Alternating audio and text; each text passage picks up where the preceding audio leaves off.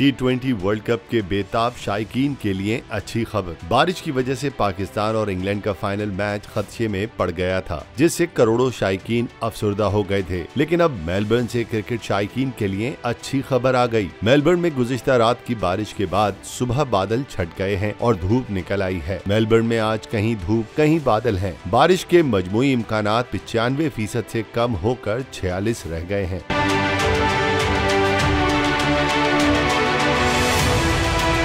पाकिस्तान और इंग्लैंड के final match में भी वक्फे से बारिश के इम्कानात हैं, लेकिन मेलबर्न में आज बारिश के इम्कानात मजीद कम हो गए। जराये के मुताबिक बारिश के इम्कानात शाम में हैं और वो भी 50% से कम। शाम 7 बजे बारिश के इम्कानात 41% और 8 बजे बारिश का इम्कान 44% तक रह गया है, जबकि रात 9 बजे से 11 बजे के दरमियान बारिश के 53% से 65% इम्कानात हैं, जो कि उम्मीद है कि शायकीन की दुआओं से वो भी कम हो जाएंगे।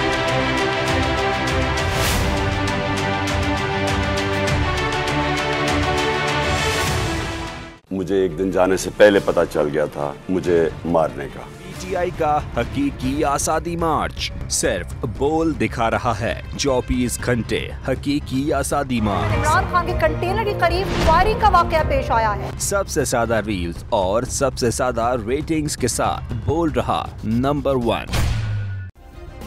सब्सक्राइब करें और बेल दबाएं ताकि कोई खबर रह न जाए।